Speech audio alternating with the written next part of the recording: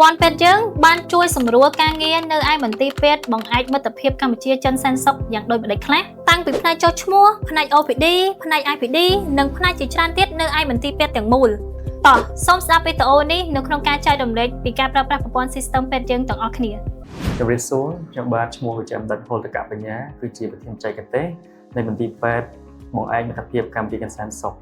នៅថ្ងៃនេះខ្ញុំមានកិត្តិយសក្នុងការចែករំលែកអំពីបទពិសោធន៍ក្នុងការប្រើប្រាស់ប្រព័ន្ធពេទ្យនៅក្នុងមន្ទីរពេទ្យរបស់ខ្ញុំបាទ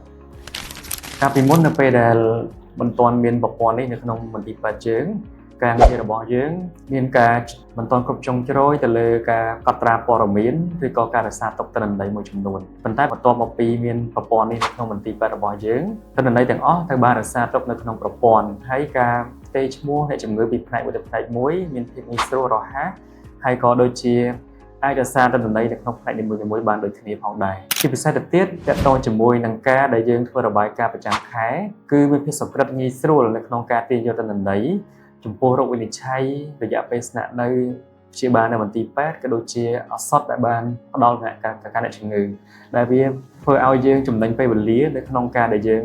ស្វែងរកឯកសារក៏ដូចជាកំណត់ត្រាផ្សេងៗដែលធ្វើឲ្យមានសុខភាពនៅក្នុងការព្យាបាលក៏ដូចជាមានសុខភាពនៅក្នុងការដែល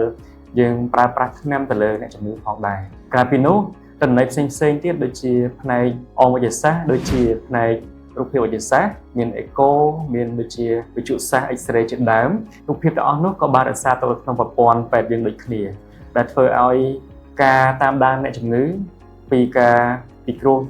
លើកទី1លើកទី2លើកទី3ឬក៏ពេលក្រោយៗទៀតធ្វើឲ្យយើងអាចប្រៀបធៀបជាមួយលទ្ធផលនិងការវិវត្តផលជំងឺនីមួយៗក៏ដូចគ្នាផងដែរទាក់ទងជាមួយលទ្ធផលមន្ទីរពិសោធន៍ក៏ដូចគ្នាគឺយើងអាចរក្សាទិន្នន័យទុកហើយក៏ដូចជាអាចឆែកមើលនៅពេលក្រោយបានដូចគ្នា